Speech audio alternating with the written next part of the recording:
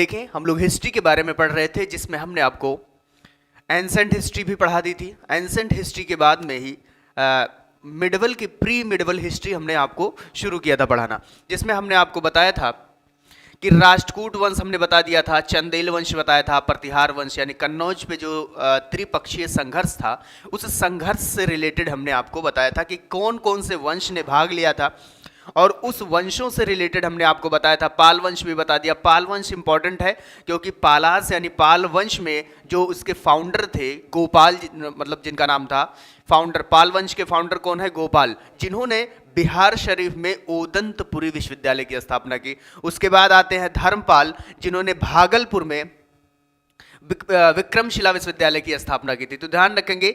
और देवपाल उसके बाद अगले शासक बनते हैं, जिनके दरबार में सुलेमान नाम का अरब यात्री आता है। हम यहाँ तक आपको पूर्वी गंग वंश बता दिए थे। काकतीय वंश आपको बता दिया गया था। काकतीय वंश में वारांगल में जो था तेलंगाना में, यहीं पे उसके संस्थापक नन्नुक हैं या बीटा प्रथम, और उसके बाद में बनते हैं रुद्र प्रथम, फिर बनते हैं प्रताप रुद्रदेव। तो इनसे रिलेटेड हमने कहानी बताई थी कि प्रताप रुद्रदेव के समय में ही अलाउद्दीन खिलजी का जो सेनापति है मलिक काफूर को भेजा गया था अब प्रताप रुद्रदेव यानी दक्षिण भारत पे अटैक करने के लिए। तो प्रताप रुद्रदेव ने अपने सोने की मूर्ति को जंजीर से लपेटकर, ठीक है, और उसके साथ में कोहिनूर हीरा भी किसको दे दिया था? मलिक काफूर को दे दिया था।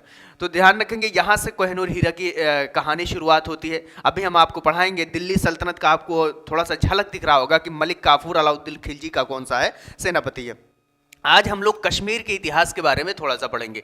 कश्मीर के इतिहास की जो मतलब किस पुस्तक में इसकी जानकारी मिलती है, वो पुस्तक किसकी है? कश्मीर का इतिहास। कश्मीर की इतिहास के बारे में अगर हम देखें तो कश्मीर की इतिहास की जानकारी कल्हन नाम के एक कवि हैं, जिनकी पुस्तक है राज तरंगड़ी। कल्हन की राज तरंगड़ी से मिलती है, तो ध्यान रखेंगे कल्हन की पुस्तक है राज तरंगड़ी। राज तरंगड़ी, तरंगिणी भी लिखा रहता है। राज तरंगिणी किसकी पुस्तक है? कल्हन की पुस्तक है, जिससे 3 वंशों की जानकारी मिलती है, कारकेट वंश, उत्पल वंश और लोहार वंश। तो हमको उतना डिटेल में नहीं देखना है, देखना क्या है कि कल्हन की जो पुस्तक है राज तरंगिणी, क्वेश्चन आएगा कश्मीर के इतिहास से रिलेटेड कौन सा पुस्तक है, या कश्मीर का इतिहास किस पुस्तक में पाया जाता है? तो कल्हन की पुस्तक है राज तरंगिणी। ठीक है, आगे जैसे कारकेट वंश है, उसके संस्थापक दुर्लभ वर्धन है। फिर उसके बाद में तारापिंड है, ललितादित्य मुक्तापिंड है।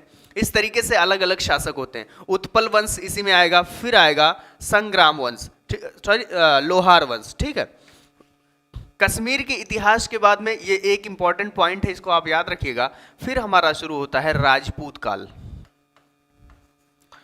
अगर इसमें बात करें तो तीनों वंशों का नाम आप लिख लीजिएगा। कश्मीर के इतिहास से 3 वंशों की जानकारी मिलती है। कितने वंश? 3 वंशों की। एक है कारकेट वंश, उत्पल वंश और लोहार वंश। कारकेट वंश, उत्पल वंश और लोहार वंश। ठीक है, इसके बाद राजपूत काल, जिसे हम पूर्व मध्य काल भी कहते हैं। राजपूत काल, राजपूत काल का इतिहास, यहीं से आपको दिल्ली सल्तनत की झलक देखने को मिल जाएगी। राजपूत काल, इसे हम कहते हैं पूर्व मध्यकाल।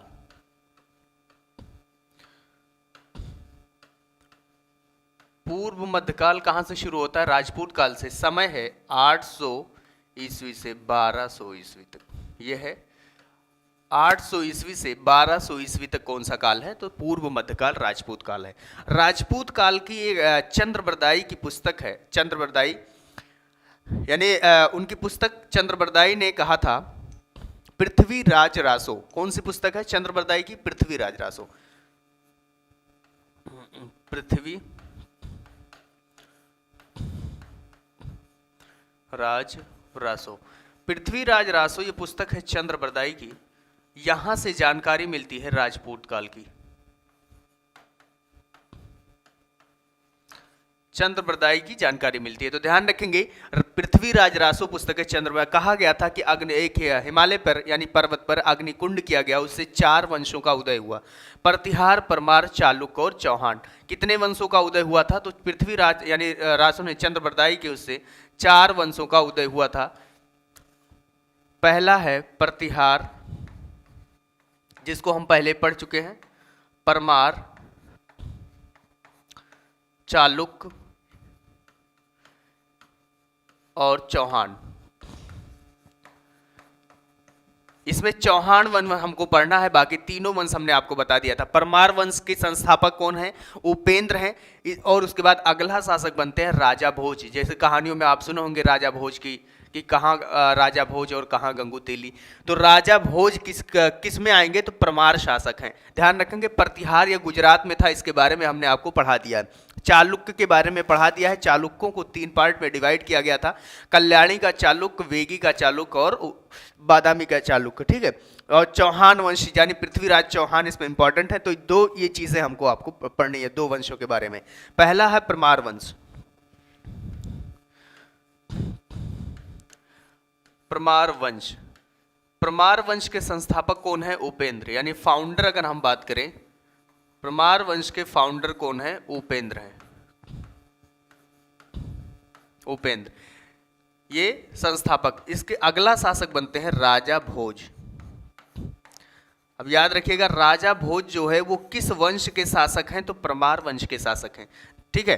परमार वंश में सबसे योग्य शासक अगर कहा जाए तो यही है राजा भोज, योग्य शासक। इन्होंने अपनी राजधानी जो है वो धारा नगरी को बनाई थी। राजधानी किसको बनाई थी? धारा नगरी। राजधानी किसको बनाई थी? धारा नगरी को। तो लिखेंगे इसमें धारा नगरी। धारा नगरी को उन्होंने और सरस्वती मंदिर का निर्माण किया था। ध्यान रखेंगे, धारा नगरी में ही सरस्वती मंदिर। धारा नगरी में सरस्वती मंदिर का निर्माण किसने किया था? तो राजा भोज ने किया था। फिर इसके बाद में आता है चौहान वंश, क्योंकि हमने आपको चालुक्य को पढ़ा दिया था।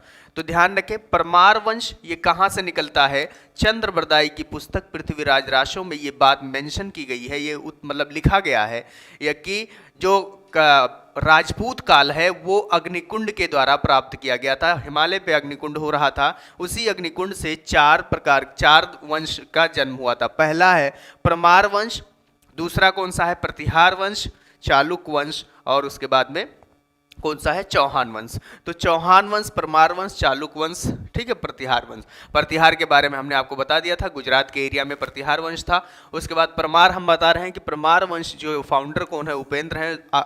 अगला शासक जो है, यानी ये पहला शासक अगर मान लीजिए, ये दूसरा कौन है? राजा भोज, जो सबसे योग्य शासक हैं परमार वंश के, जिन्होंने अपनी राजधानी धारा नगरी को बनाई थी और उसी में सरस्वती मंदिर का निर्माण किया था।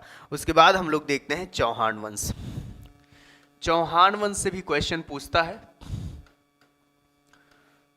चौहान लिखा रहता है कहीं कहीं पे चौहान लिखा रहता है। तो वही चौहान ध्यान रखेंगे जिसमें पृथ्वीराज तृतीय नाम रहता है उनका, पृथ्वीराज तृतीय, जिन्हें पृथ्वीराज चौहान के नाम से जानते हैं। चौहान, ठीक है, ये प्रतिहार के सामुंत थे। ये कहां पे थे चौहान वंश? तो ध्यान रखेंगे, राजस्थान के नागौर में, राजस्थान के नागौर जिले के पास में थे चौहान वंश, सांभर झील के आसपास। ठीक है। नागौर, जहां पे पहली बार संसदीय पंचायती राज लागू किया गया, पहली बार 2 अक्टूबर 1959 को नागौर में सबसे पहले पंचायती राज व्यवस्था लागू की गई थी। ये मतलब जीएस का क्वेश्चन है, याद रखिएगा इसको। इसके संस्थापक कौन है? तो वासुदेव। चौहान वंश के संस्थापक, चौहान वंश के संस्थापक कौन है? वासुदेव।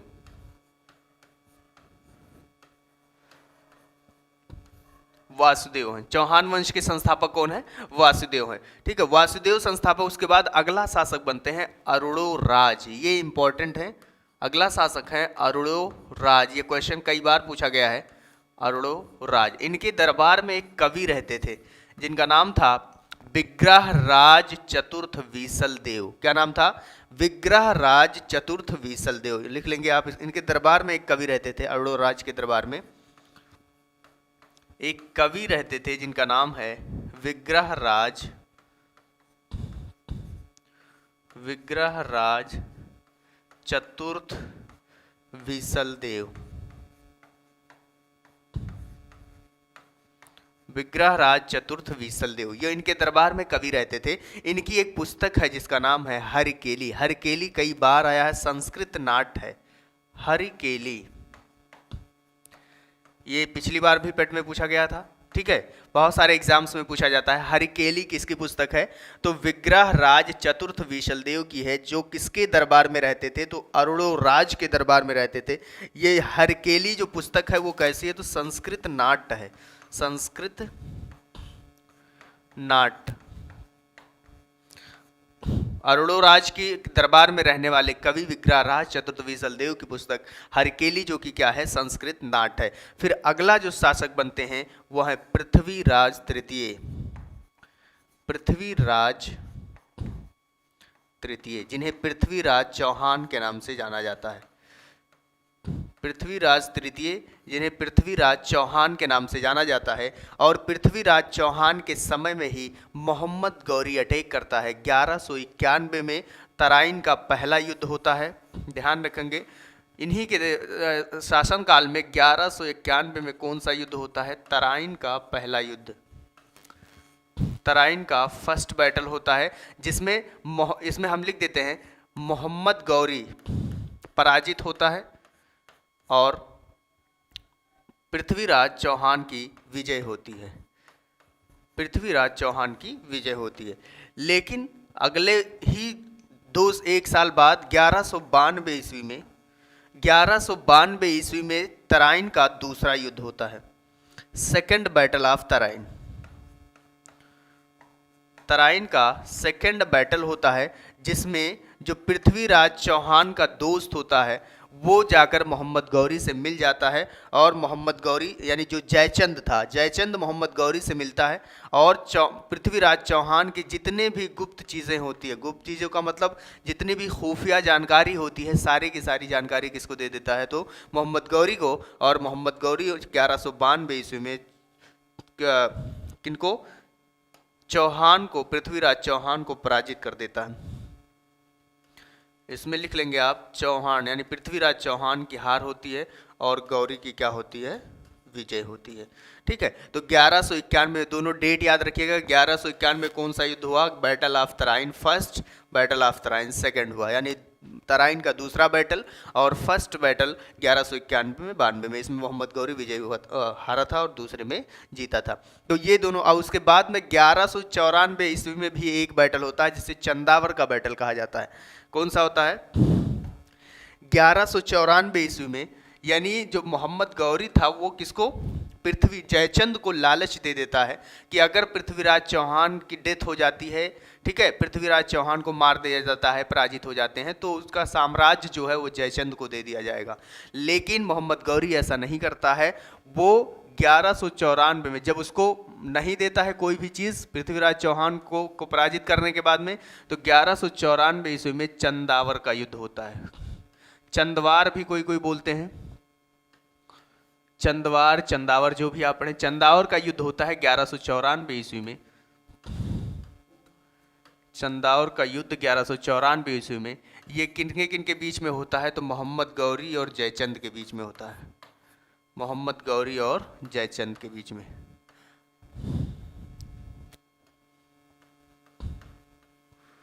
मोहम्मद गौरी और जयचंद के बीच में होता है, जिसमें मोहम्मद गौरी की विजय होती है और जयचंद की क्या होती है? हार होती है। तो ध्यान रखेंगे, जयचंद को भी यहाँ मार देता है, यानी पराजित कर देता है, मोहम्मद गौरी जीता। मोहम्मद गौरी की इतिहास अभी हम नहीं पढ़ा रहे हैं, जब आपको हम पढ़ाएंगे इसके बाद जस्ट शुरू होगा कौन सा? मुस्लिम अटैक, यानी भारत पे मुस्लिम आक्रमण के बारे में पढ़ेंगे। तो सबसे पहले आक्रमण किसने किया, फिर उसके बाद में, तो यहीं से शुरू हो जाएगा आपका मोहम्मद गौरी के बारे में। तो मोहम्मद गौरी से रिलेटेड हमने आपको बता दिया, ये कहाँ का रहने वाला था, यहीं पे हम लिख देते हैं। मोहम्मद गौरी अफगानिस्तान का एक शहर है जिसका नाम है गौर।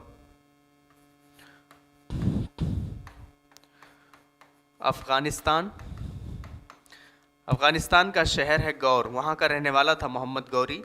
और एक शहर है गजनी, जहाँ से रहने वाला था महमूद गजनवी, ठीक है, क्या है? गजनी। महमूद गजनी कहाँ का रहने वाला था? गजनी का। और मोहम्मद गौरी रहने वाला था गौर का, अफगानिस्तान का। तो ये समझ में आया होगा आपको कि कश्मीर के इतिहास की जानकारी कहाँ से मिलती है, तो राजतरंगिणी इस पुस्तक से मिलती है, जो किसकी है? कल्हण की पुस्तक है। फिर हमने आपको बताया कि कल्हण की पुस्तक से कश्मीर के इतिहास की 3 वंशों की जानकारी मिलती है, कारकेड, उत्पल और लोहार वंश। इसके बाद हमने शुरू किया राजपूत काल। राजपूत काल का इतिहास 800 ईसा पूर्व से 1200 ईसा पूर्व तक माना जाता है। इसे पूर्व मध्य काल यानी प्री मिडवल हिस्ट्री भी कहा जाता है, या प्री मिडवल पीरियड कहा जाता है। इसमें कहा गया है कि चंद्रवरदाई की पुस्तक पृथ्वीराज रासो है, और जहाँ से हिमालय पर किए गए यानी यज्ञ से, अग्निकुंड से 4 वंशों का उदय होता है, प्रतिहार, परमार, चालुक और चौहान। ये 4 वंशों में हमने प्रतिहार, जो गुजरात के एरिया में था, गुजरात हमने पढ़ा दिया है इसके बारे में। उसके बाद परमार वंश के बारे में हमने बताया कि इसका फाउंडर है वो उपेंद्र है। उसके बाद राजा भोज बनते हैं, जो कि योग्य शासक हैं परमार वंश के, और इन्होंने ही राजधानी धारा नगरी को बनाई थी और वहीं पे सरस्वती मंदिर का स्थापना की थी। फिर इसके बाद में हमने चौहान वंश के बारे, चालुक को पढ़ा दिया था। चौहान वंश के बारे में आपको बताया कि चौहान वंश के संस्थापक कौन है? वासुदेव हैं। लेकिन उसके बाद जो अगला शासक बनते हैं अरुणो राज के दरबार में ही एक कवि रहते हैं जिनका नाम है विग्रह राज चतुर्थ विशल देव, जिनकी एक पुस्तक है जिसे संस्कृत नाट्य के नाम से जानते हैं, हरिकेली। ये बहुत बार आया है, इंपॉर्टेंट है, इसको लिख लेंगे आप। उसके बाद पृथ्वीराज तृतीय बनते हैं, जिन्हें पृथ्वीराज चौहान के नाम से जाना जाता है। उन्हीं के शासनकाल में मोहम्मद गौरी जो है वो अटैक करता है। 1191 ईस्वी में तराइन का पहला बैटल होता है, और 1192 ईस्वी में तराइन का सेकंड बैटल। पहले बैटल में मोहम्मद गौरी पराजित होता है, लेकिन सेकंड बैटल में जयचंद ने मोहम्मद गौरी का साथ दिया, और उसी की वजह से मोहम्मद गौरी का जीत गया, यानी विजय हुआ, और पृथ्वीराज चौहान की हार हुई। लेकिन 1194 ईस्वी में ही चंदावर का बैटल होता है, जिसमें मोहम्मद गौरी जयचंद को पराजित करता है, और वहीं से मतलब भारत में मुस्लिम अटैक मतलब शुरू हो जाता है, यानी मुस्लिम आक्रमण भारत में शुरू हो जाता है। तो अगला हेडिंग हम लोग लिखेंगे मुस्लिम आक्रमण। भारत में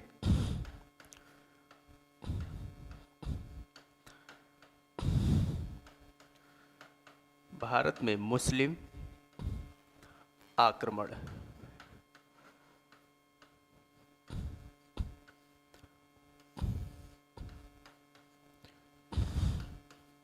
भारत में मुस्लिम आक्रमण, ठीक।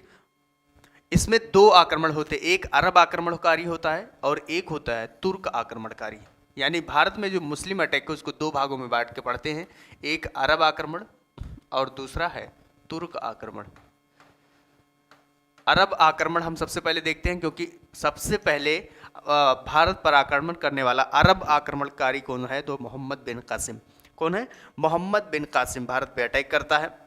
कब? 712 ईस्वी में। अरब आक्रमण में हम देखेंगे, यहीं पे हम लिख देते हैं कि सबसे पहले कौन अटैक करता है? तो मोहम्मद बिन कासिम। मोहम्मद बिन कासिम। मोहम्मद बिन कासिम अटैक करते हैं कितने में? 712 ईस्वी में। ईस्वी यहाँ पे लिख लेंगे, 712 ईस्वी में अटैक करते हैं, और वहीं मुल्तान को अपनी राजधानी, यानी 712 में सिंध के जो राजा है, राजा दाहिर, सिंध के राजा दाहिर को 712 ईस्वी में सिंध के राजा दाहिर को क्या करते हैं? पराजित करते हैं। दाहिर को पराजित करते हैं 712 ईस्वी में, और 713 में ही मुल्तान को अपनी राजधानी बनाते हैं। मुल्तान कहाँ पे है? पाकिस्तान में है इस समय, लेकिन पहले पूरा अफगानिस्तान पाकिस्तान सब भारत का हिस्सा था। मुल्तान को अपनी क्या बनाए? राजधानी बनाए। तो ये अरब आक्रमण के बारे में हमने आपको बता दिया, ठीक है। और इसी में मोहम्मद बिन कासिम से रिलेटेड एक बहुत इंपॉर्टेंट फैक्ट है जो आप लिखेंगे इसमें, कि 712 में और युद्ध कौन सा था? यानी जब राजा दाहिर को पराजित किया गया था तो युद्ध कौन सा था? तो राउर का युद्ध था। कौन सा युद्ध था? राउर का युद्ध था। मोहम्मद बिन कासिम ने 6 प्रकार के टैक्स लगाए थे, जिसे हम जजिया कर के नाम से जानते हैं। क्वेश्चन ये भी पूछता है कि सबसे पहले जजिया कर लगाने वाले शासक का नाम क्या है? तो मोहम्मद बिन कासिम।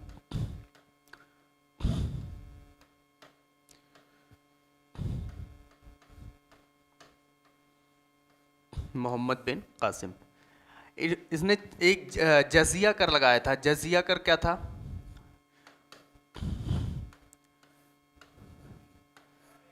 जजिया कर है ये एक तरीके का सुरक्षात्मक कर था। एक बार पूछा गया था तो कैसा? सिक्योरिटी टैक्स था, सुरक्षात्मक। जजिया कर क्या था? एक तरीके का सुरक्षात्मक कर था जो छह लोगों को छोड़कर लगाया गया था, 6 तरीके के लोगों पर छोड़कर। तो सबसे पहले जजिया कर लगाने वाले शासक कौन है? तो मोहम्मद बिन कासिम। इसमें 6 मतलब ग्रुप की छूट थी, जिसमें आते हैं बच्चा, बूढ़ा, विकलांग। बच्चा यानी बच्चे पर नहीं लगेगा ये, बूढ़ा। और ये जजिया कर सुरक्षात्मक था, गैर मुस्लिम पर लगने वाला सुरक्षात्मक, ये ध्यान रखिएगा, गैर मुस्लिम पर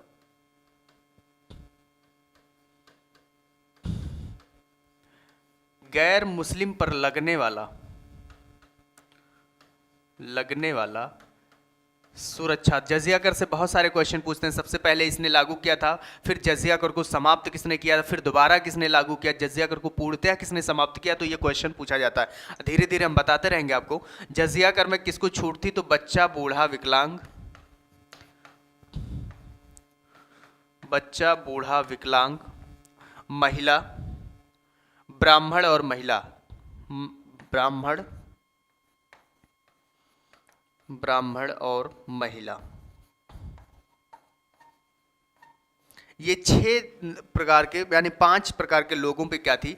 छूट थी। तो ध्यान रखिएगा, इन पे जजिया कर क्वेश्चन पूछ सकता है। निम्नलिखित में से किस पर जजिया कर नहीं लगता था? तो इन 5 पर जजिया कर की छूट थी, नहीं लगता था। तो ध्यान रखेंगे, 5 याद रखेंगे। कैसे? बच्चा, बूढ़ा, विकलांग, ब्राह्मण, महिला। बच्चा, बूढ़ा, विकलांग, ब्राह्मण, महिला। दो चार बार बोलेंगे, याद हो जाएगा। कौन कौन सा है? बच्चा, बूढ़ा, विकलांग, ब्राह्मण, महिला। इन 5 पर जजिया कर नहीं लगता था। बाकी और अदर पर, गैर मुस्लिम पर लगने वाला एक सुरक्षात्मक टैक्स था, सिक्योरिटी टैक्स था। यह भी पूछा गया कैसा था? तो सुरक्षात्मक कर था। ध्यान रखेंगे। अब पहली बार क्वेश्चन आएगा, इसमें तो सब पे छूट थी। अब इसमें क्वेश्चन आएगा, पहली बार ब्राह्मण पर जजिया कर किसने लगाया था? तो फिरोज शाह तुगलक, FST। यहीं पे हम लिख देते हैं, क्योंकि जब पढ़ाएंगे दिल्ली सल्तनत तो वहां भी बताएंगे। यानी पहली बार ब्राह्मण पे टैक्स किसने लगाया? ब्राह्मण पर टैक्स किसने लगाया था? तो FST, फिरोज शाह तुगलक। फिरोज शाह तुगलक ने लगाया था। ध्यान रखेंगे। और जजिया कर को समाप्त किसने किया था? अकबर ने। 1564 में सबसे पहले, यानी समाप्त किसने किया था? अकबर ने जजिया कर को समाप्त कर दिया था 1564 ईस्वी में, यानी खत्म कर दिया या समाप्त कर दिया। ठीक है। लेकिन फिर दोबारा जजिया कर किसने शुरुआत किया था? तो औरंगजेब ने दोबारा इसकी शुरुआत की 1679 में। औरंगजेब ने दोबारा शुरुआत की। औरंगजेब ने 1679 में दोबारा स्टार्ट किया। लेकिन पूर्णतया किसने समाप्त किया था? तो याद रखिएगा, पूर्णतः समाप्त किसने किया? रोशन अख्तर ने किया। रोशन अख्तर, जिसे हम रंगीला बादशाह के नाम से जानते हैं। रोशन अख्तर, जिसे हम रंगीला बादशाह के नाम से जानते हैं, इसका नाम मोहम्मद शाह रोशन अख्तर था। ठीक है। तो इसने पूरी तरीके से समाप्त कर दिया। तो ये चारों पॉइंट भी आप याद रखेंगे और ये जजिया कर से बारे में याद रखेंगे। अब ये था मुस्लिम अटैक, हमने पढ़ा था इसमें, देखो कि अरब अटैक था। अरब अटैक में हमने पढ़ा मोहम्मद बिन कासिम ने सबसे पहले भारत पे अटैक किया था। कब? 712 ईस्वी में। और सिंध के राजा दाहिर को पराजित करके उसने मुल्तान को राजधानी बनाई थी 713 ईस्वी में। लेकिन उसने एक तरीके का टैक्स भी लगाया था जिसे कहते हैं जजिया कर। ये एक गैर मुस्लिम पर लगने वाला सुरक्षात्मक कर था। क्या था? सुरक्षात्मक कर था, जो बच्चा, बूढ़ा, विकलांग, ब्राह्मण और महिला को छोड़कर सभी को देना होता था। सबसे पहले ब्राह्मणों पर किसने लगाया? तो फिरोज शाह तुगलक ने लगाया। अकबर ने जजिया कर को 1564 में समाप्त कर दिया था। दोबारा औरंगजेब ने 1679 में इसको दोबारा स्टार्ट किया। और पूर्णतः समाप्त करने वाले कौन है? तो रोशन अख्तर। आगे हम लोग बढ़ते हैं, तुर्क आक्रमण। कौन सा रहेगा? तुर्क आक्रमण।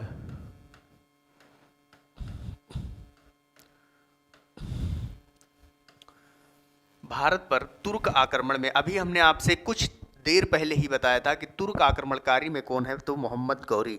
तुर्क आक्रमण याद रखिएगा, मोहम्मद गौरी सबसे पहले नहीं करता है, लेकिन मोहम्मद गौरी भी एक तुर्क आक्रमणकारी है। ठीक है, सबसे पहले करता है कौन, सुबुक्तगीन। सुबुक्तगीन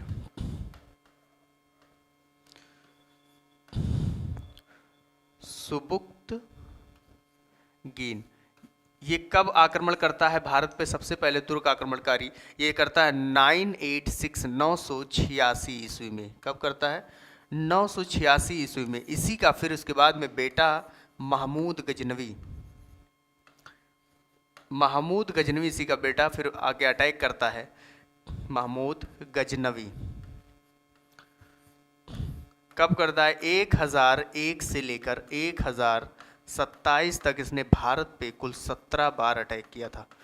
ध्यान रखेंगे, 1001 से लेकर 1027 तक इसने भारत पे कितनी बार अटैक किया? तो 17 बार अटैक किया था। क्वेश्चन आता है 16 बार 17 बार, तो बहुत सारे लोग 16 बार लगा देते हैं, जबकि उसने भारत पर कितने बार अटैक किया था? तो 17 बार अटैक किया था। ध्यान रखेंगे, कब से कब तक? 1001 से लेकर 1027 तक। फिर महमूद गजनवी से रिलेटेड हम बता रहे हैं कि इसका जो 16वां अटैक था, 16वें नंबर का जो आक्रमण था वो था सोमनाथ मंदिर पे। तो ये भी क्वेश्चन पूछता है कि महमूद गजनवी का सोमनाथ मंदिर पर कौन सा अटैक था, कैवां अटैक था? तो 16वां अटैक था सोमनाथ मंदिर पे, जो कि कहाँ पे है? गुजरात में है। इसके ट्रस्टी कौन है? नरेंद्र मोदी साहब। सोमनाथ मंदिर पर अटैक किया था 16वां, जो कहाँ पे है? ये गुजरात में है। ठीक, याद रखिएगा 16वां अटैक। और यही अटैक करके जब बहुत सारे धन को लूट कर वापस जा रहा था, तो रास्ते में जाट लोगों ने विरोध किया, तो उनसे भी लड़ाई हो गई।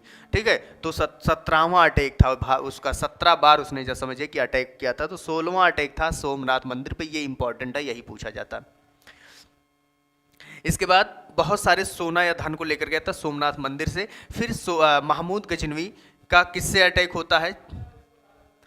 महमूद गजनवी के साथ में 3 कवि आते हैं, या कवि कह लीजिए या शायर कह लीजिए, इस उतबी, अलबरूनी और उसके बाद में फिरदौसी। तो 3 महमूद गजनवी के साथ में कौन आते हैं? तो 3 कवि आते हैं। ये तीनों इंपॉर्टेंट है, तीनों का बुक आप जरूर याद रखिएगा कि किसके शासनकाल में ये तीनों। पूछता नहीं है कि जैसे पूछ लिया कि बताइए कि कबीरदास जी किसके शासनकाल, यानी समकालीन कवि किसके थे, तो इसी तरीके से समकालीन कवि में याद रखिएगा, पहला उतबी, फिरदौसी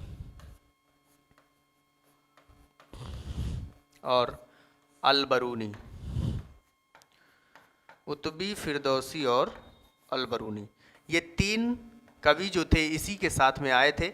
और इनकी पुस्तक का नाम आप जरूर याद रखिएगा, उतबी के पुस्तक का नाम है किताबुल यामिनी। क्या है? किताबुल यामिनी। किताबुल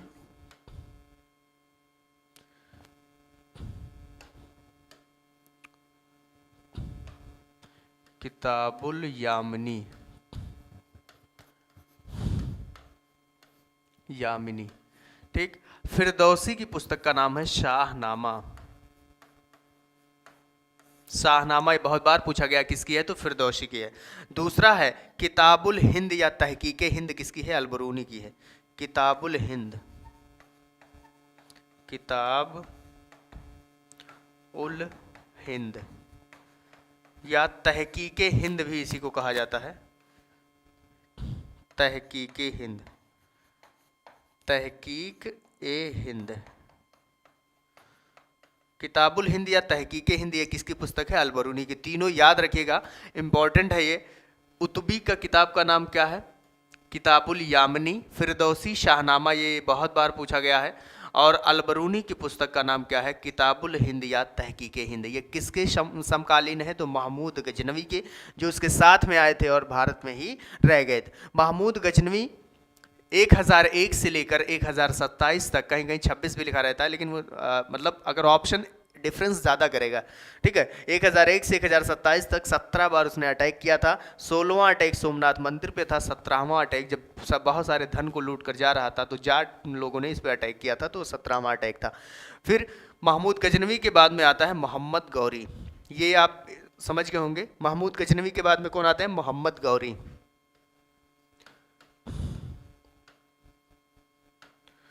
मोहम्मद गौरी, ठीक है। मोहम्मद गौरी के बारे में हमने अभी बताया भी है आपको कि मोहम्मद गौरी जो है वो कब अटैक करता है भारत पे? अटैक करता है यानी 1191 ईस्वी में। कब करता है? 1191 ईस्वी में ये अटैक करता है, आक्रमण करता है। वो उस बैटल का नाम क्या है? तराइन का फर्स्ट बैटल। तराइन का फर्स्ट बैटल। इसमें दो लोगों की, एक है मोहम्मद गौरी के सामने कौन है? पृथ्वीराज चौहान, और दूसरा मोहम्मद गौरी। तो तराइन के पहले बैटल में तो मोहम्मद गौरी की हार होती है, पृथ्वीराज चौहान की विजय होती है। लेकिन तराइन का जो सेकंड बैटल है 1192 ईस्वी में, ये तराइन का सेकंड बैटल है, जिसमें भी पृथ्वीराज चौहान होते हैं और मोहम्मद गौरी होता है। लेकिन इसमें क्या होता है? जयचंद जो है वो मोहम्मद गौरी का साथ दे देता है और पृथ्वीराज चौहान की हार होती है और मोहम्मद गौरी विजय हो जाता है। फिर एक बैटल और इसी में याद करें, 1194 ईस्वी में चंदावर का युद्ध होता है। चंदवार या चंदावर दोनों लिखा रहता है। चंदावर के युद्ध में किसके? जयचंद और मोहम्मद गौरी के बीच में होता है। जयचंद और मोहम्मद गौरी।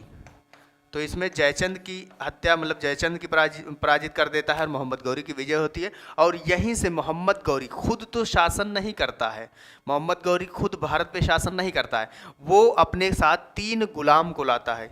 मोहम्मद गौरी अपने साथ कितने गुलाम को लाता है? 3 गुलाम को। 3 गुलाम को लाता है। उनमें है एक कुतुबुद्दीन ऐबक और दूसरा है कुतुबुद्दीन ऐबक को लाता है याल्दोज और कुबाजा। याल्दोज और कुबाजा। अब ये तीनों नाम जरूर याद रखिएगा। याल्दोज पिछली बार पूछा था क्वेश्चन कि गुलाम ये कौन है? मोहम्मद गौरी के गुलाम है। मोहम्मद गौरी के 3 गुलाम कौन कौन से? कुतुबुद्दीन ऐबक, याल्दोज और कुबाजा। ठीक है, ये 3 गुलाम है मोहम्मद गौरी के। और मोहम्मद गौरी जब यहाँ पे पृथ्वीराज चौहान को हराता है, जयचंद को हरा देता है, तो यहाँ पे भारत में वो मुस्लिम वंश यानी स्थापित करना चाहता है, तो वो खुद नहीं करता है। किसको दे देता है?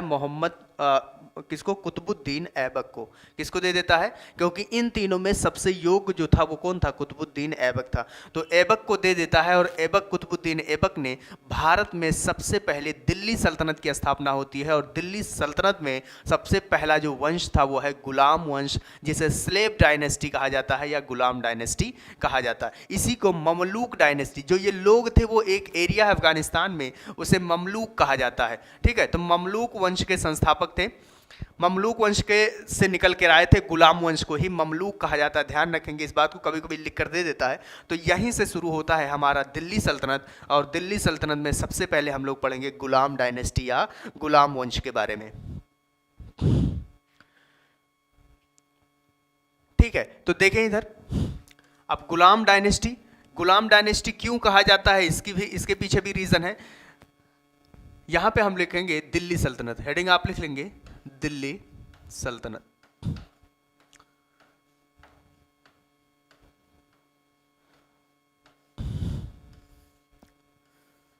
दिल्ली सल्तनत, ठीक।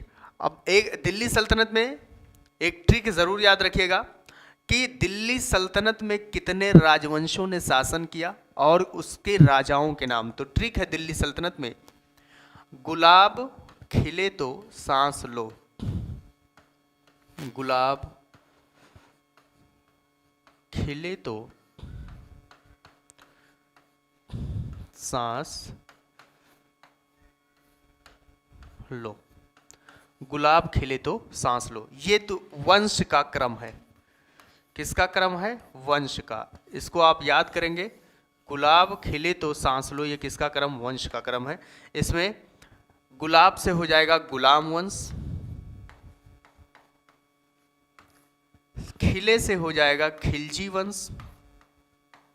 इसको 2-3 बार बोलिए आप साथ में, गुलाब खिले तो सांस लो। गुलाब से गुलाम वंश, खिले से खिलजी वंश, तो से हो जाएगा तुगलक वंश, तुगलक वंश, सांस से हो जाएगा सैयद वंश, और सैयद वंश लो से हो जाएगा लोदी वंश। ये वंशों का क्रम है कि इसको सबसे पहले कौन सा वंश बना, फिर कौन सा, फिर कौन सा। तो गुलाब से याद रखिएगा गुलाम वंश, गुलाम वंश, खिले से खिलजी वंश, तो से तुगलक वंश, सांस से सैयद वंश, लो से लोदी वंश। गुलाब खिले तो सांस लो, ये ट्रिक है। कभी कभी मिलान में दे देता है कि बताइए इससे पहले क्या आएगा। जैसे हमने एक और ट्रिक आपको बताया था मगध पर शासन करने वाले 7 राजवंशों के बारे में, जो राजवंश कौन कौन से थे उसमें हमने बताया था हसीन मसूक सा, ठीक है, हर्यक वंश, शिशुनाग वंश, नंद वंश, मौर्य वंश, कर्ण वंश, सातवाहन वंश। उसी तरीके से गुलाब खिले तो सांस लो, गुलाम वंश, खिलजी वंश, तुगलक वंश, सैयद वंश, लोदी वंश, ये वंश का क्रम है। अब इसके राजाओं का क्रम या संस्थापक का क्रम आप देख लीजिए, यहीं पे लिख देते हैं संस्थापक।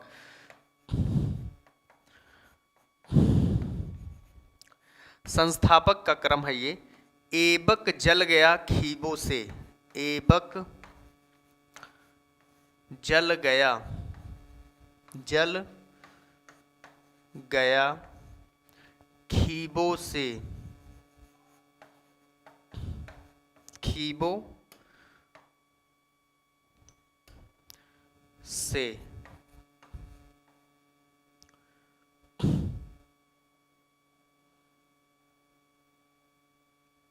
अब ये से खीबो, एक मिनट,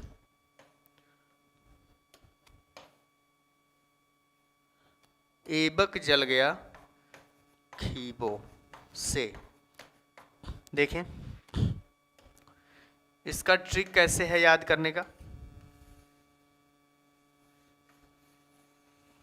एबक जल गया खीबो से, गुलाम वंश का जो संस्थापक है वो कुतुबुद्दीन ऐबक, गुलाम वंश का संस्थापक कुतुबुद्दीन ऐबक। खिले से होता है खिलजी, खिलजी वंश का संस्थापक है जलालुद्दीन, जल से याद रखिएगा जलालुद्दीन। यहाँ तो ऐबक लिखा हुआ है, यहाँ पे हम लिख देते हैं जलालुद्दीन, जलालुद्दीन खिलजी, ठीक। तुगलक वंश का संस्थापक है गयासुद्दीन तुगलक, तो गयासुद्दीन, गया से याद रखिएगा गयासुद्दीन। खी से हो जाएगा खिज्र खां, कौन? खिज्र खां। बो से हो जाएगा बहलोल, से मतलब कुछ नहीं है, बस ये ट्रिक बनाने के लिए। बो से हो जाएगा बहलोल लोदी, बहलोल लोदी। तो ध्यान रखें इसमें कैसे याद करेंगे हम, गुलाब खिले तो सांस लो, एबक जल गया खीबों से। गुलाब खिले तो सांस लो, एबक जल गया खीबों से।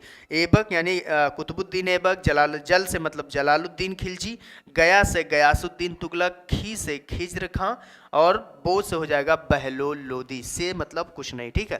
तो ये इंपॉर्टेंट है। एक चीज पूछता है कि सबसे लंबा कार्यकाल किसका था, तो इसको याद रखेंगे। इसके लिए भी एक ट्रिक है, तुगलक सखी। लंबा कार्यकाल का यहाँ समय या कार्यकाल दोनों हम लिख सकते हैं, ये पूछा गया है कई बार। कार्यकाल से ट्रिक याद रखिएगा, तुगलक सखी, तुगलक सखी। तुगलक सखी से कैसे याद रखेंगे इसको, तो पहला तू से यानी तुगलक वंश सबसे बड़ा है, तुगलक वंश का समय जो है सबसे ज्यादा है तुगलक वंश, फिर है गुलाम वंश। ला से हो जाएगा लोदी वंश, का से मतलब कुछ नहीं, सा से हो जाएगा सैयद वंश, और खी से हो जाएगा खिलजी वंश। सबसे छोटा याद रखिएगा आप, सबसे बड़ा याद रखिएगा। सबसे बड़ा तुगलक वंश, सबसे छोटा सैयद वंश, सॉरी खिलजी वंश। सबसे बड़ा है तुगलक वंश और सबसे छोटा है खिलजी वंश, ठीक है। तो यहाँ से हम याद रखेंगे ये चीज़ें। अगर सबसे बड़ा पूछेगा तो कौन सा है, तो तुगलक वंश है। सबसे छोटा पूछेगा तो कौन सा है, तो खिलजी वंश है। सबसे छोटा, साइड दोनों बगल में ही है, ये है, उसके बाद सबसे बड़ा ये हो जाएगा और ये सबसे छोटा हो जाएगा। ध्यान रखेंगे तुगलक वंश और खिलजी वंश, याद हो गया।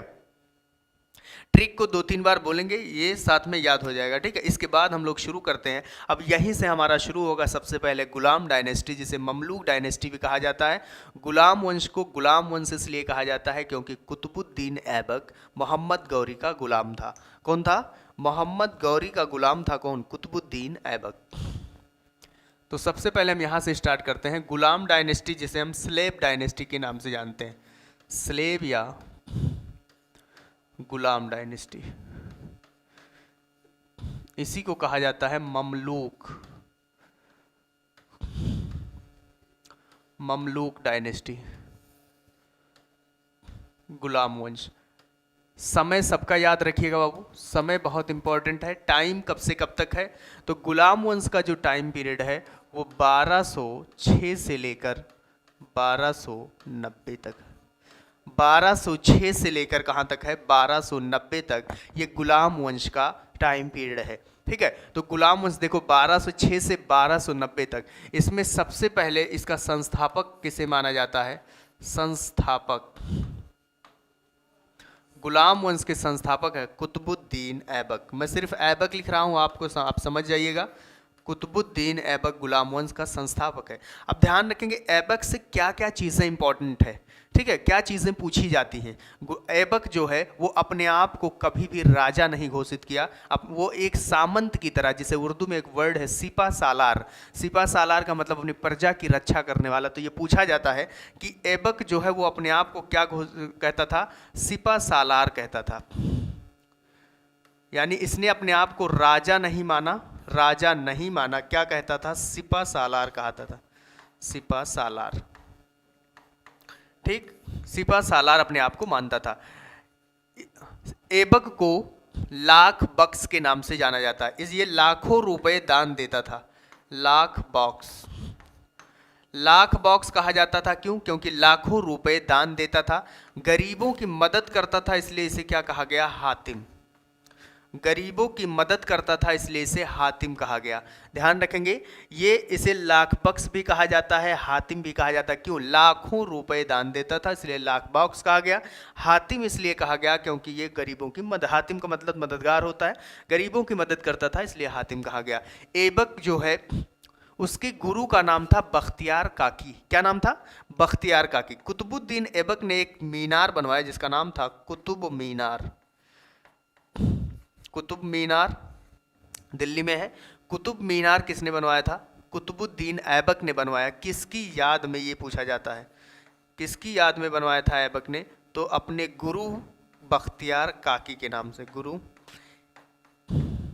एक नाम है बख्तियार खिलजी, एक नाम क्या है? बख्तियार खिलजी। हमने जब पढ़ाया था, कुमार गुप्त ने नालंदा विश्वविद्यालय बनाया था। इसमें हम बताए थे आपको कि गुप्ता डायनेस्टी में जो कुमार गुप्त है उसने नालंदा विश्वविद्यालय बनाया था। और नालंदा विश्वविद्यालय को 1198 ईस्वी में किसने ध्वस्त किया था? तो कुतुबुद्दीन ऐबक का सेनापति था बख्तियार खिलजी। लेकिन यहाँ पे गुरु का नाम क्या है? बख्तियार काकी, जिनके याद में बनाया गया था कुतुब मीनार। किसने बनाया? कुतुबुद्दीन ऐबक ने बनवाया था, ठीक है। ये कहाँ पे है? तो दिल्ली में के महरौली में। महरौली दिल्ली के करीब में है। वहीं पे एक स्तंभ है स्कंद गुप्त का, सॉरी चंद्रगुप्त विक्रमादित्य का एक स्तंभ है जिसका नाम है महरौली स्तंभ, ठीक है। वो उसमें उसको अपनी रासायनिक गुण की वजह से, केमिकल प्रॉपर्टीज की वजह से जाना जाता है। आज तक उस पर जंग नहीं लगा है। फिर इसमें कुतुबुद्दीन ऐबक ने 2.5 दिन का झोपड़ा, आप लोग नाम सुने होंगे उसमें, 2.5 दिन का झोपड़ा किसने बनवाया? ये अजमेर में है, कुतुबुद्दीन ऐबक ने ही बनवाया था। 2.5 दिन का झोपड़ा किसने बनाया? तो अजमेर में कुतुबुद्दीन ऐबक ने बनवाया था, ठीक है। ध्यान रखेंगे, भारत की जो पहली मस्जिद है कुव्वतुल इस्लाम मस्जिद, किसने बनाया था? कुतुबुद्दीन ऐबक। यहाँ पे हम लिख दे रहे हैं इसी साइड में। भारत की जो पहली मस्जिद है उस मस्जिद का नाम क्या है? कुव्वतुल इस्लाम मस्जिद। कुव्वतुल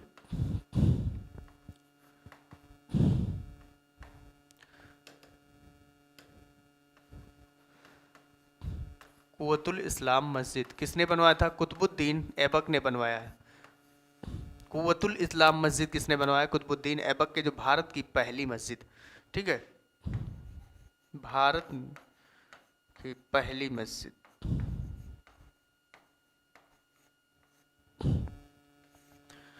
कुव्वतुल इस्लाम मस्जिद। अब एक क्वेश्चन जो मोस्ट इंपॉर्टेंट है, इसकी मृत्यु कैसे हुई थी? चौगान खेलते समय।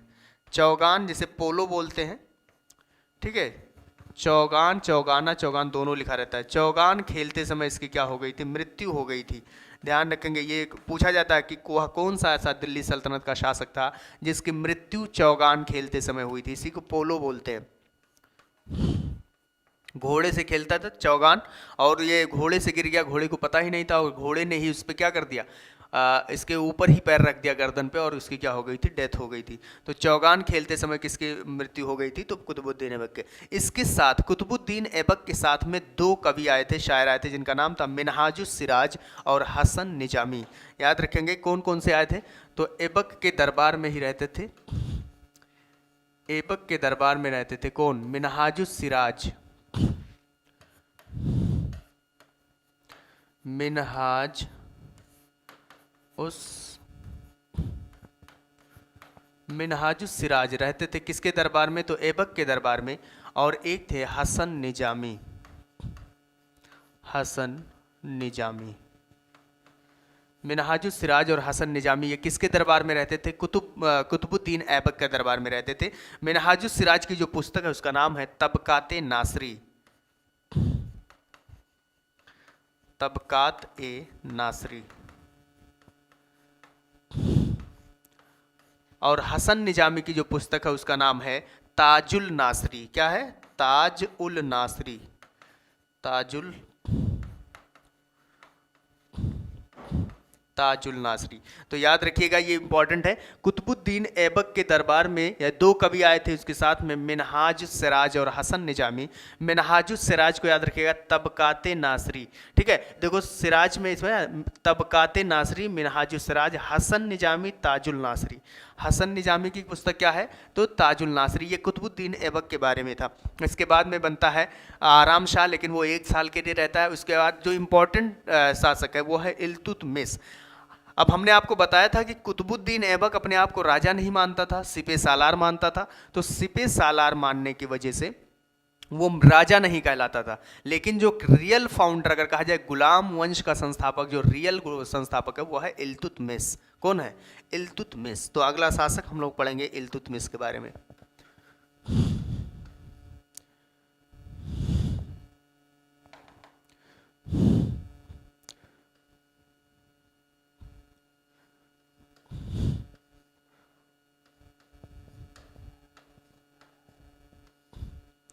अगला शासक कौन है? इल्तुतमिश।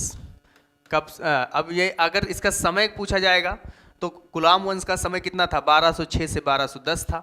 लेकिन इल्तुतमिश का पूछा जाए 1211 से 1236। अगर एग्जैक्ट समय अगर देखना है आपको, वैसे पूरा याद रखिएगा 1206 से लेकर कितना है? 1290 तक, इसमें पूरा गुलाम वंश आता है, ठीक है। इल्तुतमिश का समय कितना हो जाएगा? 1211 से लेकर 1236 तक है, ठीक। इल्तुतमिश, इसे वास्तविक संस्थापक कहा जाता है, गुलाम वंश का वास्तविक संस्थापक, गुलाम वंश का गुलाम वंश का वास्तविक संस्थापक किसे कहा जाता है? तो इल्तुतमिश को कहा जाता है। ये चीजें इंपॉर्टेंट है, ध्यान रखिएगा। इसे इल्तुतमिश को गुलाम का गुलाम कहा जाता था, गुलाम का गुलाम। गुलाम का गुलाम क्यों कहा जाता था? क्योंकि ये कुतुबुद्दीन ऐबक का गुलाम था।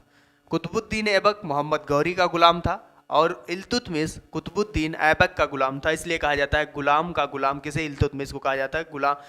वास्तविक संस्थापक कौन है? तो इल्तुतमिश है, ठीक। ये राजा बनने से पहले ये क्वेश्चन पूछता है, वो बदायूं का सूबेदार था।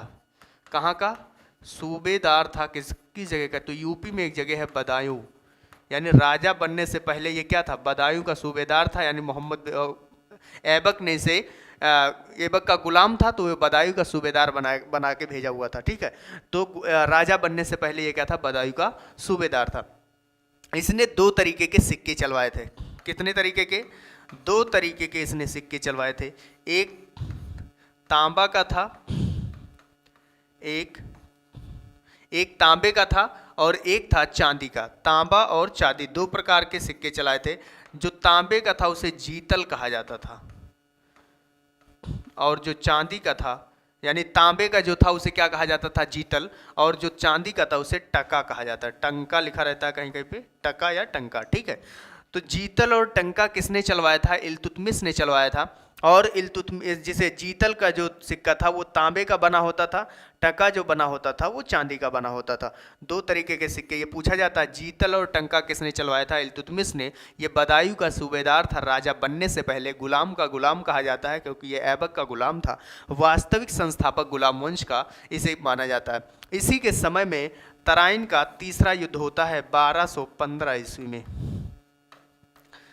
अब देखो, हमने शुरुआत में आपको बताया था कि मोहम्मद गौरी के कितने गुलाम हैं? 3 गुलाम हैं। मोहम्मद गौरी के कितने गुलाम? 3 गुलाम हैं। यालदूज, कुबाजा और कुतुबुद्दीन ऐबक। तो यहाँ 1215 ईस्वी में मोहम्मद गौरी की जब डेथ हो कुतुबुद्दीन ऐबक की जब डेथ होती है, ठीक है, 1210 में जब कुतुबुद्दीन ऐबक की डेथ होती है, तो उसके डेथ के बाद में अब सो कहता है कि मैं तो मोहम्मद गौरी का गुलाम था। कौन? यालदोज। तो यालदोज और इल्तुतमिश की लड़ाई होती है 1215 ईस्वी में। उसका नाम है तराइन का तीसरा युद्ध। तराइन का तीसरा युद्ध होता है। यालदोज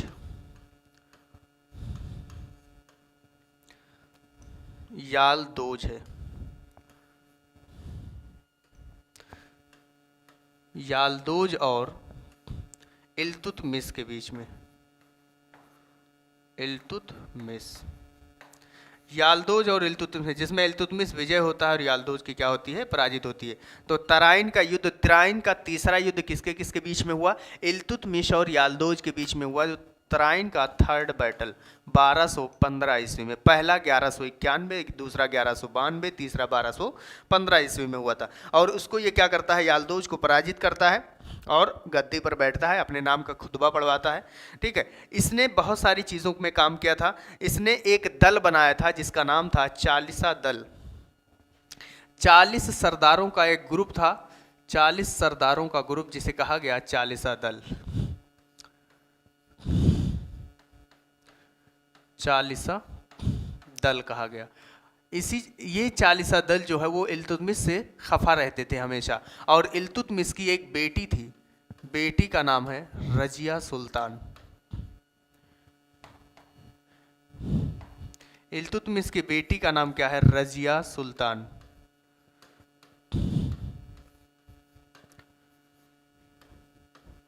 रजिया सुल्तान। ध्यान रखेंगे, ये जो 40 दल सरदार थे, ये रजिया सुल्तान को इल्तुतमिश ने कहा था कि मेरे बाद जो राजा बनेगा वो रजिया सुल्तान होगी। लेकिन जो 40 दल सरदार थे वो एक लड़की राजा बने इससे खुश नहीं थे। तो वो क्या किए? लेकिन इल्तुतमिश ने एक प्रथा चलाई थी कि अगर किसी को न्याय की ज़रूरत है तो वो न्याय पाने के लिए जुमे के दिन, जो फ्राइडे का दिन होता है, फ्राइडे के दिन वो मस्जिद के सामने आए और रेड वस्त्र यानी लाल कपड़े पहन कर आए, लाल वस्त्र धारण करके आए। तो लोग उसे समझ जाते थे इसे कोई तकलीफ है, इसे इंसाफ की ज़रूरत है। तो वहाँ जुमे के दिन जब इल्तुतमिश की डेथ हो गई, तो डेथ होने के बाद में रजिया सुल्तान को 40 दल सरदार जो थे वो राजा नहीं बनना देना चाहते थे। तो रजिया सुल्तान ने क्या किया? उसने पहले ही लिख कर दे दिया था इल्तुतमिश ने कि मेरे बाद जो शासक बनेगी वो कौन होगी? रजिया सुल्तान होगी। तो फ्राइडे के दिन रजिया सुल्तान ने रेड वस्त्र यानी लाल कपड़े पहनकर जुमे के दिन मस्जिद के सामने गई। तो लोग समझ गए कि कुछ चीज़ों की इंसाफ की ज़रूरत है। लोगों ने रजिया सुल्तान का साथ दिया और रजिया सुल्तान को शासक बनाया। कब से कब तक? 1236 से लेकर 1240 तक, 4 साल तक शासक इसने किया। लेकिन आप जानते हैं कि लोग पीछे पड़े हुए थे पहले से, चालीसा दल वाले, जो ये नहीं चाहते थे कि एक महिला, एक लड़की क्या बने? शासिका बने, ठीक है। तो रजिया सुल्तान, यहाँ से लिख लेंगे, भारत की पहली मुस्लिम महिला शासिका हैं। भारत की पहली मुस्लिम महिला शासिका, मुस्लिम महिला शासिका कौन है? रजिया सुल्तान। 1236 से 1240 तक इन्होंने शासन किया था। और उसके बाद में जब लोगों यानी चालीसा दल सरदार जो थे वो खुश नहीं थे, तो उसी समय रजिया सुल्तान का अटैक हो जाता है पंजाब, जिसे तवरहिंद कहा जाता था, उसके राजा मलिक अल्तुनिया से। मलिक अल्तुनिया से रजिया ने क्या किया, मतलब उससे लड़ाई के लिए, युद्ध के लिए गई। जब युद्ध में हारता हुआ खुद को देख कर क्या किया, विवाह का प्रस्ताव रखा। दोनों शादी करके वापस आ रहे थे हरियाणा के कैथल में। वापस आ रहे थे कहाँ पे, जब वो पहुंचे हरियाणा के कैथल में, कैथल एक जगह है हरियाणा में, तो वहाँ पे इन 40 दल सरदारों ने डाकुओं को भेजकर दोनों की क्या कर दी, हत्या करवा दी। तो याद रखेंगे हत्या कब हुई थी, 1240 में। कहाँ पे, कैथल में। किसकी, रजिया सुल्तान की। और वहीं पे उनकी क्या हो गई थी, मृत्यु हो गई थी। और मलिक अल्तुनिया को भी वहाँ पे मार दिया गया था। 40 दल सरदारों ने ही मतलब इनको क्या किया था, डाकुओं से मरवाया था। 1240 ईस्वी में रजिया सुल्तान की मृत्यु कैथल में हुई थी। ध्यान रखेंगे, इतिहासकारों का कहना है कि रजिया सुल्तान अगर लड़की ना होकर लड़का, मतलब लड़की ना होती या महिला ना होती, तो उसका नाम इतिहास के बड़े बड़े शासकों में लिया जाता। ठीक है, उस समय बहुत पावरफुल मतलब लेडी थी ये। तो ध्यान रखेंगे इसके बारे में। चालीसा दल इसने मतलब किसने शुरू किया था, 1236 में तो मृत्यु हो गई थी किसकी, इल्तुतमिश की। और उसके बाद में जो शासक बनती है रजिया सुल्तान, 1236 से 1240। हरियाणा के कैथल में इसने, डाकुओं ने उनकी हत्या कर दी थी। तो ध्यान रखेंगे हत्या कैथल में हुई। सन भी याद रखिएगा, पहली महिला मुस्लिम शासिका है कौन, रजिया सुल्तान। ठीक, अब ये इल्तुतमिश के बारे में जो था हमने आपको बता दिया सारी चीज़ें। इल्तुतमिश को स्थापत्य कला पर भी इसने बहुत सारा काम किया था। गुंबद निर्माण का इसमें हुआ था। मकबरा सबसे पहले किसने चालू किया, तो इल्तुतमिश ने। तो यहाँ पे लिख लेंगे मकबरा और गुंबद निर्माण, मकबरा और गुंबद निर्माण। गुंबद निर्माण सबसे पहले किसने चालू किया, तो इल्तुतमिश ने चालू किया था। इल्तुतमिश।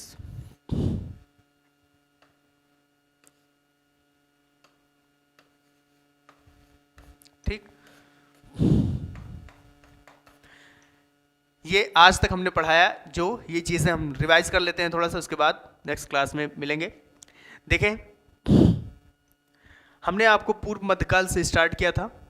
पूर्व मध्यकाल यानी कश्मीर के इतिहास से। उसके बाद हमने बताया कश्मीर का इतिहास आपने देख लिया। कश्मीर के इतिहास ये याद रखिएगा, इंपॉर्टेंट है। कल्हन की पुस्तक राजतरंगिणी से मिलती है, जिसमें 3 वंशों की जानकारी है। पहला राजपूत काल में 800 से 1200 ईस्वी तक इसका मिलता है, इसे पूर्व मध्यकाल कहा जाता है। अब हम लोग मिडवल हिस्ट्री में एंट्री कर चुके हैं। पृथ्वीराज रासो की एक पुस्तक यानी चंद्रप्रदायी जो है की पुस्तक है पृथ्वीराज रासो। पृथ्वीराज रासो से 4 वंशों की जानकारी मिलती है, जिसमें परमार वंश है, चौहान है, चालुक है और प्रतिहार है। इसमें हमने बता दिया था चौहान वंश के। ये याद रखिएगा, विग्रह राज चतुर्थ विसलदेव जो कि हरकेली जिनकी पुस्तक है, संस्कृत नाट्य है, हरकेली की पुस्तक। उसके बाद आगे हम लोग अगला देखते हैं। 1194 में चंदावर का युद्ध हुआ। जयचंद। मुस्लिम अटैक सबसे पहले किसने किया था, मोहम्मद बिन कासिम ने, जिसने जजिया कर लगाया था, जो एक गैर मुस्लिम पर लगने वाला सुरक्षात्मक कर था, जिसमें 5 लोगों को छूट थी, बच्चा, बूढ़ा, विकलांग, ब्राह्मण और महिला। सबसे पहले ब्राह्मण पर लगाया एफएसटी फिरोज शाह तुगलक ने। अकबर ने 1564 में खत्म किया। औरंगजेब ने 1679 में दोबारा स्टार्ट किया और पूर्णतः समाप्त करने वाला शासक है मोहम्मद शाह रंगीला, जिसे रोशन अख्तर या रंगीला बादशाह के नाम से जाना जाता है। तुर्क आक्रमणकारी था सुबुतकीन, जो महमूद गजनवी का क्या था, पिता था। 986 ईस्वी में उसने अटैक किया था। पहला तुर्क आक्रमणकारी था। महमूद गजनवी ने 1001 से 1027 तक भारत पे 17 बार अटैक किया। उसका 16वां अटैक जो था वो सोमनाथ मंदिर पे था। बहुत सारे धन को लूट कर वापस जा रहा था। तो 17वां अटैक जो है वो जाट के विरुद्ध हुआ था, जाटों के हुआ था। इसी के साथ में 3 कवि आए थे, जिसका नाम था उतबी, अलबरूनी और फिरदौसी। उतबी की पुस्तक का नाम है किताबुल यामनी, फिरदौसी शाहनामा, अलबरूनी किताबुल हिंद या तहकीक हिंद। ये तीनों इंपॉर्टेंट बुक है। आगे फिर हमने बताया आपको मोहम्मद गौरी जो है वो 1100 कि मोहम्मद गौरी की एंट्री होती है। उसके बाद 1191 में हमने बताया तराइन का पहला बैटल, 1192 में तराइन का सेकंड बैटल एंड 1194 में चंदावर का बैटल होता है। आगे हमने बताया गुलाम वंश। गुलाम यानी मोहम्मद गौरी के 3 गुलाम थे, ऐबक, यालदोज और कुबाजा। ऐबक को दिल्ली सल्तनत का शासक बनाया जाता है। सबसे पहले वंश की स्थापना करता है गुलाम वंश, क्योंकि वो उसका गुलाम होता है। गुलाब खिले तो सांस लो, ट्रिक याद रखिएगा, ट्रिक ज़रूरी है इसको। और उसका ये ट्रिक याद रखिएगा, ऐबक जल गया खीबों से। ठीक है, ये संस्थापक का ट्रिक है। सबसे ज्यादा कौन किया? तुगलक, और सबसे कम खिलजी। गुलाम वंश के संस्थापक के बारे में बताया। समय जरूर याद रखिएगा, 1206 से लेकर 1290 तक इंपॉर्टेंट है ये। ऐबक ने अपने आप को राजा नहीं मानता था, सिपह सालार मानता था। लाख बख्श कहा गया क्योंकि लाखों रुपए दान देता था। हातिम कहा गया, गरीबों की मदद करता था। कुतुब मीनार इसने बनवाया था दिल्ली के महरौली में, जो कि अपने गुरु बख्तियार काकी के याद में बनवाया था। बख्तियार खिलजी इसका सेनापति था, जिसने 1198 ईस्वी में कहाँ पे किया था? नालंदा विश्वविद्यालय को ध्वस्त किया था। इसके साथ में आया था कि इसने कुव्वतुल इस्लाम मस्जिद बनाई थी, जो भारत की पहली मस्जिद है। मृत्यु चौगान खेलते समय 1210 ईस्वी में इसकी मृत्यु हो गई थी। आगे हमने आपको बताया ऐबक, मिनहाजुस सिराज और तबकात नासरी इनकी पुस्तक है। हसन निजामी, ताजुल नासरी। अगला, इल्तुतमिश ने 1211 से 1236 तक शासन करते हैं। गुलाम वंश का वास्तविक संस्थापक कहा जाता है। गुलाम का गुलाम भी कहा जाता है। सूबेदार थे ये बदायूं के राजा बनने से पहले। 2 प्रकार के सिक्के चलाते हैं, जीतल और टका। जीतल तांबे का होता था, टका चांदी का होता था। 1215 ईस्वी में तराइन का थर्ड बैटल होता है, यालदूज और इल्तुतमिश के बीच में। ठीक है, लास्ट हमने ये बताया आपको 40 दल सरदारों की इन्होंने गठन की थी, जिसे 40 दल कहा जाता था। और 40 दल ये नहीं चाहता था, क्योंकि इल्तुतमिश के बाद रजिया सुल्तान शासक बने, इसलिए 40 दल ने रजिया सुल्तान को 1240 ईस्वी में कैथल में, हरियाणा में उनकी मृत्यु करवा देती है। और पहली मुस्लिम महिला शासक होती है रजिया सुल्तान। इतना हमने आपको आज पढ़ाया है। इसके बाद हम मिलेंगे आपसे नेक्स्ट क्लास में। Thank you very much.